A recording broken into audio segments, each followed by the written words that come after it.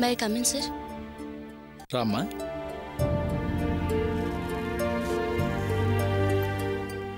ఇదిగో తీసుకోమ్మా. ఏంటి సార్ ఇది? డబ్బు. నేనేం అడ్వాన్స్ అడగలేదే. ఇదేం అడ్వాన్స్ కాదమ్మా, ఇన్నాళ్ళు చేసిన పనికి డబ్బులు. ఇది తీసుకొని ఇక నువ్వు వెళ్ళొచ్చు. ఏంటి సార్ మీరన్నది? ఇంక నీకు ఇక్కడ పని లేదమ్మా, నో జాబ్.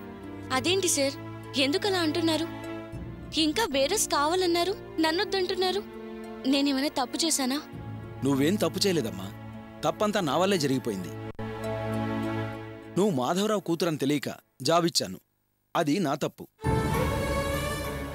తెలిసాక కూడా తప్పు సరిదిద్దుకోలేదనుకో, నేను ట్రబుల్స్లో పడాల్సి ఉంటుంది.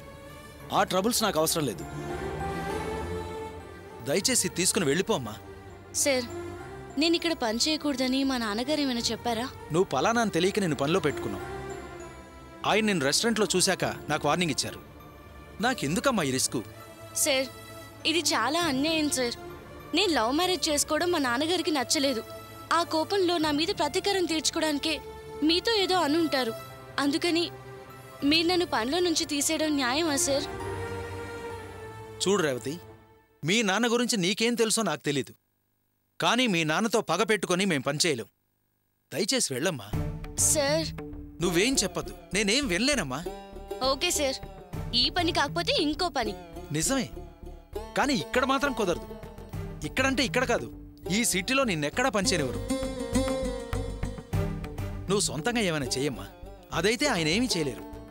వేరే ఏదైనా ఆయన చేతిలో ఉంది. Thank you for your advice. డబ్బు తీసుకో. నేనేం నా కష్టాన్ని వదిలి వెళ్ళను. మంచిదమ్మా.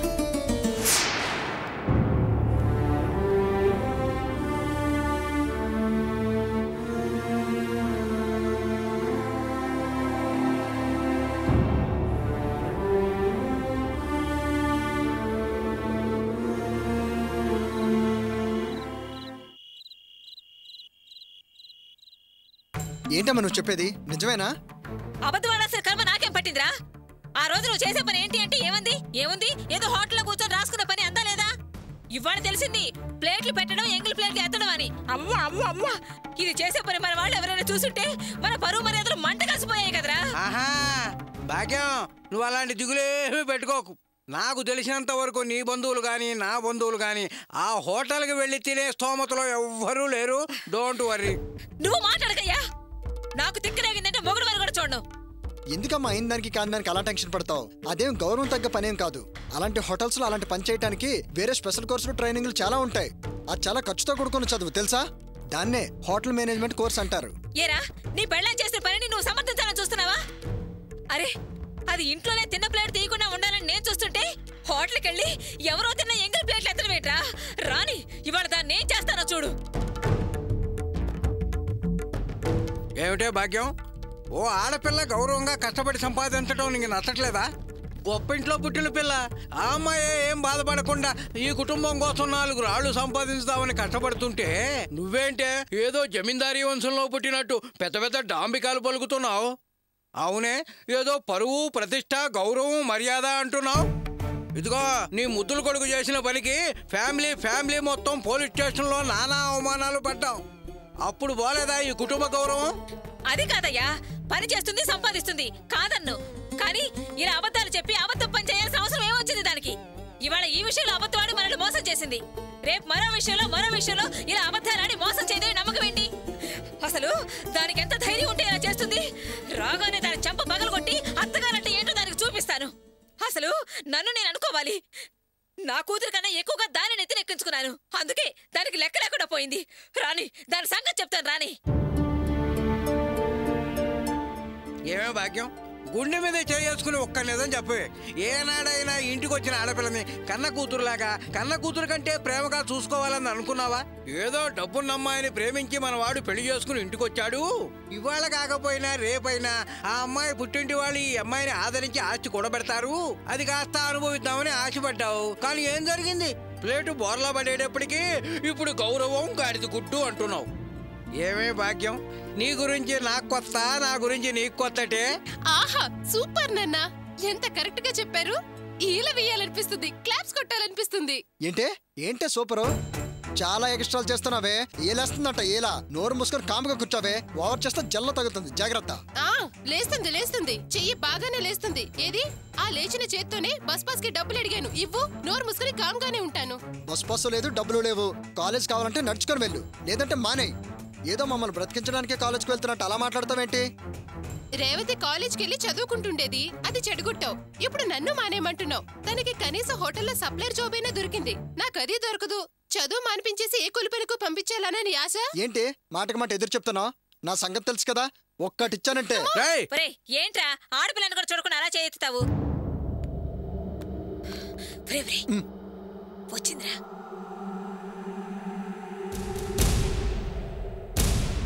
అత్తయ్య, చాలా అలసిపోయి వచ్చాను, కొంచెం కాఫీ పెట్టిస్తారా? ఎందుకమ్మా అంత అలసిపోయింది? టిఫిన్లు కాఫీలు తాగేవాళ్ళు ఎక్కువగా వచ్చారనా? ఆ ప్లేట్లు కప్పులు కడిగి అలసిపోయావమ్మా? ఏంటత్తయ్య మీరనేది? నేనెందుకు తిన్న ప్లేట్లు కప్పులు కడుగుతాను? పని చేసేది హోటల్లో కదా, అందుకు.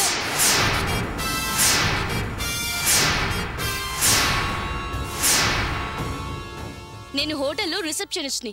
ప్లేట్లు కప్పులతో నాకేం పని? రేవతి, నువ్వు ఇక్కడ అబద్ధం చెప్తున్నట్లు అందరికీ తెలుసు. చేసేది బేరర్ పని అయితే ఎందుకు రిసెప్షనిస్ట్ అని అబద్ధం చెప్పావు? చెప్పు రేవతి, ఎందుకు అబద్ధం చెప్పవలసి వచ్చింది?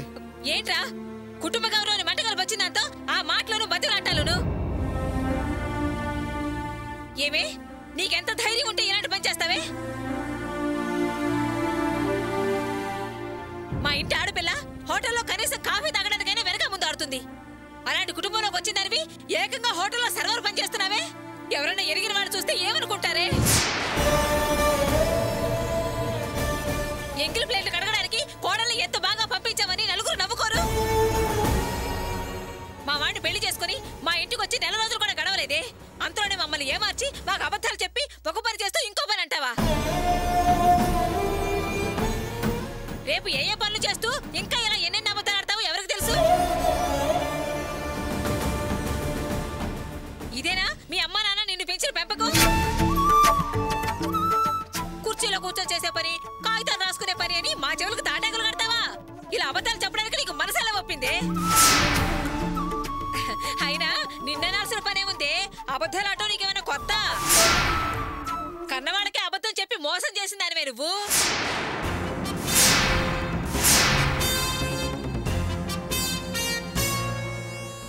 తల్లిదండ్రులు నమ్మించి కళ్యాణ మండపం దాకా రప్పించి ఆత్మహత్య చేసుకుంటానని బెదిరించి నా కొడుకునే లేపుపోయిందానివి కదవే నువ్వు.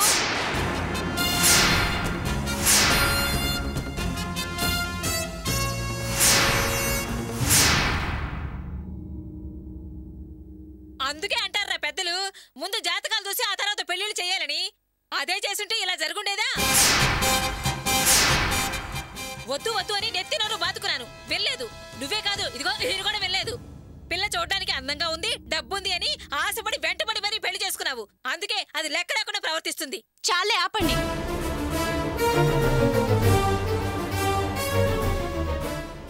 ఏదో వయసులో పెద్దవారు అత్తగారు కదా అని ఊరుకుంటుంటే చాలా ఎక్కువగా మాట్లాడుతున్నారు.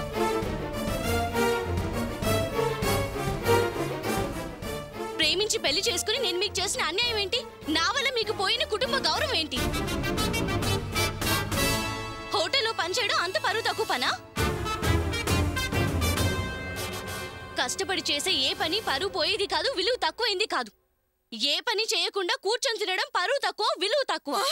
అయ్యో అయ్యో అయ్యో అయ్యో, ఒరే వాసు, చూసావంట నీ పెళ్ళం ఏమంటుందో? నేను పని పాట లేకుండా ఊరికి కూర్చొని తింటున్నానంట. నేను మిమ్మల్ని అనలేదు, అనాల్సిన వాళ్ళని అన్నాను. అయినా ఏదో పరువు గౌరవం అంటున్నారు, అసలు ఇంట్లో ఉన్నాయా? ఉన్న ఇల్లు అయితే ఒక్కసారి వంటింట్లోకి వెళ్ళి చూడండి, ఏముందో తెలుస్తుంది. ఉప్పు, పప్పు, కారం, చింతపండు ఏదైనా ఏదైనా ఒకటి ఉందా?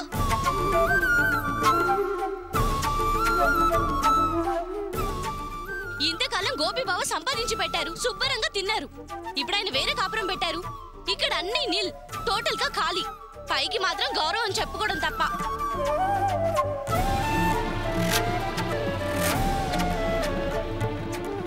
అసలు వాసు బాధ్యత గల మనిషిగా, ఈ ఇంటి మొగాడిగా 4 రూపాయలు సంపాదించి సంసారం నడిపిస్తే నేను బయటికి వెళ్లాల్సిన పనే ఉంది. ఇక మీదట నన్ను కానీ నా ముందు మీకు లేని గౌరవం గురించి మాట్లాడకండి.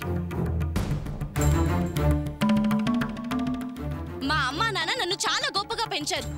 నా నడక గురించి కానీ మా కుటుంబం గురించి కానీ తప్పుగా ఒక్క మాట మాట్లాడినా సహించేది లేదు.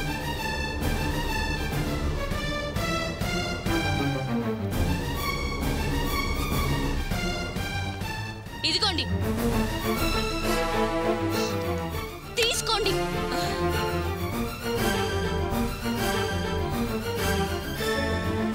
శబాష్, సరైన పులిపిల్ల ఇంట్లో అడుగుపెట్టిందే. ఎందుకే భాగ్యం, అనవసరంగా కురుపు గెలికి పుండు చేసుకుంటావు. కోడళ్ళందరూ తలకాయ ఉంచుకునే వాళ్ళు ఉండరు. నోరు మూసుకోవయ్యా, సందు దొరికితే చాలు రెచ్చిపోతావు. తెరవటం కాదే, ఇంకా తెరుస్తా. ఏరా, నీ పెళ్ళవాన్ని మాట్లాడుతుంటే గుడ్లప్పగించి వేడుకు చూసావే కానీ నోరు పోయని ఒక మాట కూడా అల్లకపోయావరా? అసలు నిన్ను నువ్వు ఉండమ్మా, నీ మాట నీదే గాని ఎవ్వరిని గమనించవు. నా పాటికి నేను దాని మాటలకు ఎలా సమాధానం చెప్పాలి, దాని నోరు ఎలా మోయించాలని ఆలోచిస్తుంటే నువ్వేంటి నన్నంటావు? సంపాదిస్తున్న పొగర్తోనే కదా అది అలా మాట్లాడింది. ఈ డబ్బులు ఎలాగో? ఈ డబ్బులు తీసుకెళ్లి దాని మొహాన్ని ఇసిరేసి ఏం చేస్తానో చూడు. రావతే రావతే. ఆహాహాహా. ఇందాక మాట డ్యామేజ్, ఇప్పుడు డబ్బులు damage.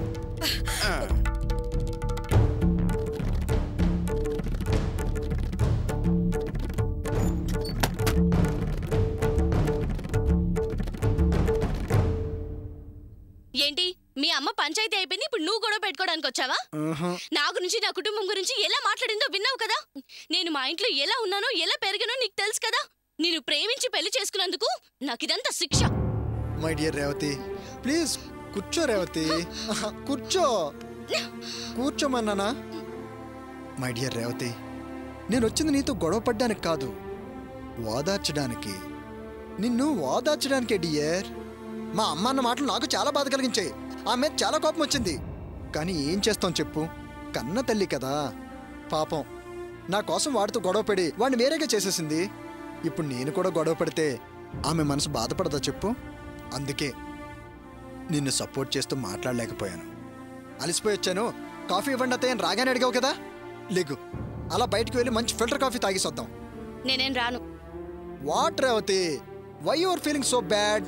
No tensions, cool. I say cool. అయినా ఈ పని కాకపోతే వేరే పని చూసుకుందాం.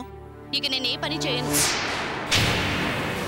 ఏంటిది ఇలా అనేసి ఆటం బాంబు పేల్చింది? దీనికి ఎలాగైనా మైండ్ వాష్ చేసి ఎంకరేజ్ చేసి జాబ్కి పంపాలి. ఆహా, అది కాదు రేవతి. మా అమ్మ ఏదో అన్నదని అలాగే ఆలోచించుకుంటూ ఇంట్లోనే ఉంటావా? నువ్వు ఇంట్లో కూర్చొని ఉండిపోతే నేనే నేను జాబ్కి వెళ్ళనివ్వకుండా నీ ఫ్రీడమ్ని కాదని బలవంతంగా ఆపేసినట్టు అవుతుంది. మా అమ్మ అంటే చదువు సంజ లేదు, జనరల్ నాలెడ్జ్ లేదు, ఏదో తప్పు నామోషి అనుకుంది అనేసింది. ఆమె మాటలు పట్టించుకొని ఇలా డెసిషన్ తీసుకోకు. డోంట్ ఫీల్, టెన్షన్ పడొద్దు. నువ్వు ముందు రిలాక్స్గా. నేనేం టెన్షన్ పడట్లేదు, డెసిషన్స్ తీసుకోవట్లేదు. ఇక నుంచి ఏ జాబ్కి వెళ్ళడం కుదరదు. హోటల్లో మా నాన్న నన్ను చూశాడు. మేనేజర్కి చెప్పి నన్ను పనుల నుంచి తీయించేశాడు. ఇకపై సిటీలో నాకెక్కడ పని దొరకదు, మా నాన్న దొరకనివ్వడు. నేనెవ్వరిని పని అడిగినా ఇక ఇవ్వరు. ఓకే వదిలే. అయినా నువ్వెందుకు దాని గురించి అంత ఆలోచిస్తావు? నువ్వే పని చేయాలా, ఈ కుటుంబాన్ని ఆదుకోవాలా? నేనున్నానుగా. అసలు ఆ బాధ్యతలన్నీ నాయి. నేను చూసుకుంటాను కదా రేవతి. అన్నట్టు నీకు ఇష్టమైన చికెన్ నూడిల్స్ తీసుకొని వస్తాను. నువ్వు రెస్ట్ తీసుకో, అనవసరంగా ఆలోచించుకో, సరేనా? రెస్ట్ తీసుకోమ్మా. బంగారు కోడి పిట్ట వచ్చనండి.